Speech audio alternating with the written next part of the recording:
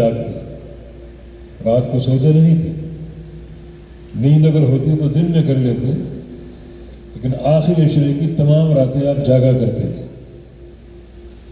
اور صرف خود ہی نہیں، وَأَيْقَظَ أَهْلَهُ، اپنے اہل کو بھی جگاتے تھے، ازواج مطہرات کو، انہیں بھی جاگنے کا حکم دیتے، اور یہ 10 کی 10 راتیں انہیں جگایا کرتے رب تعالیٰ کی عبادت کے لیے، تاکہ اہل بھی فتنوں سے بچ جائیں، رب تعالیٰ کے قریب ہو جائیں۔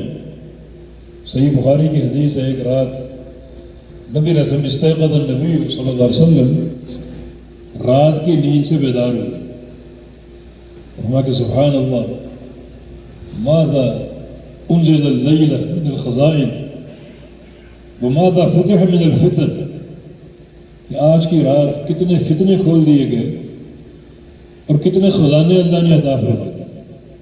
آپ نے خواب میں بڑے فتنے دیکھے اور خواب میں بڑے خزانے بھی دیکھے جو امت کے قدموں میں ڈھیر ہوں گے۔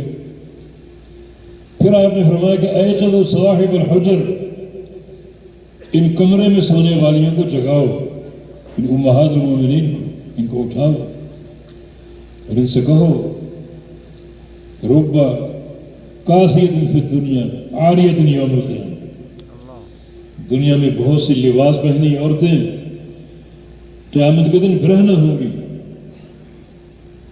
اس کے بہت سے معنی ہیں، ایک معنی علماء نے یہ کیا ہے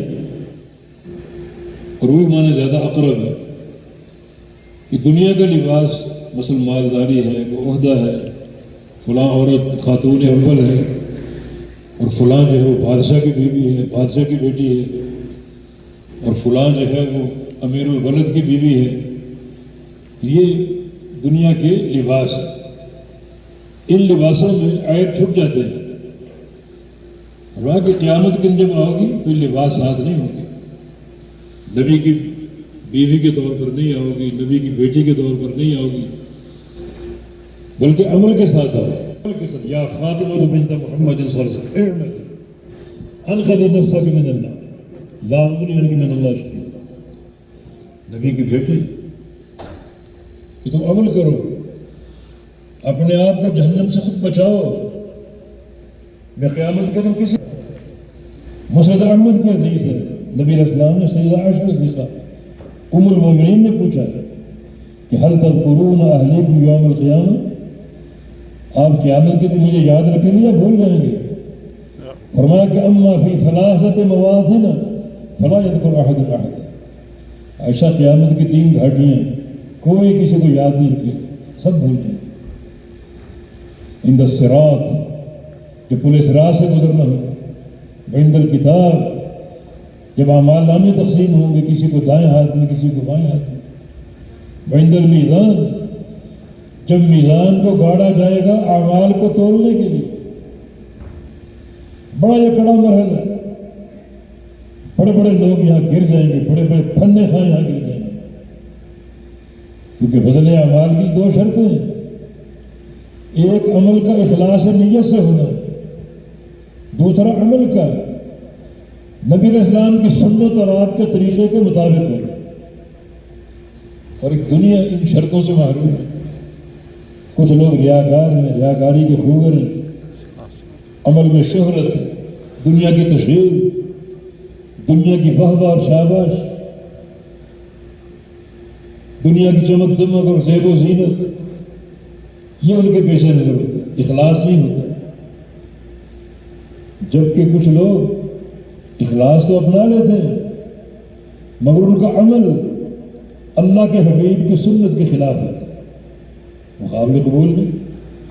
لقد کان لکم فی رسول اللہ اسوۃ حسنہ، تمہارے لیے مثال، اسوہ حسنہ، آئیڈیل اور نمونہ محمد الرسول اللہ صلی اللہ علیہ وسلم، الذی خلق الموت والحیات لیبلوکم ایکم احسن عملا۔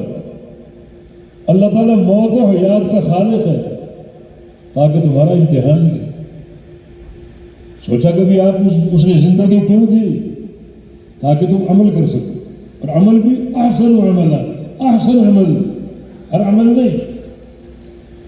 تم کوشاں ہو جاؤ احسن عمل کے لیے. پھر موت کیوں دی؟ تاکہ تمہارا حساب لے سکے اسی احسن عمل کی.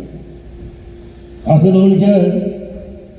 کہ قاضی فضیل ابن عیاض رحمہ اللہ علماء تابعین میں سے انہوں نے اس کی تفسیر کی. لِيَبْلُوَكُمْ أَيُّكُمْ أَحْسَنُ عَمَلًا اے اخلصه وَأَصْوَبُهُ. احسن عمل میں دو چیزیں ہوتی ہیں، ایک وہ اخلص اور ایک اسود. اخلص اور اسود، خالص اور درست. بات ہے کہ معنی کونہ خالصا ان یکون للہ وحدہ. عمل کے خالص ہونے کا معنی ہے کہ اللہ کے لیے ہو، صرف اللہ کے لیے. اس میں دنیا کی شراکت نہ ہو. من عمل عملا اشرک فیہ غیری ترکتہ وشرکہ. عمل مردود ہے، ناقابل قبول ہے. اللہ کے لیے خالص.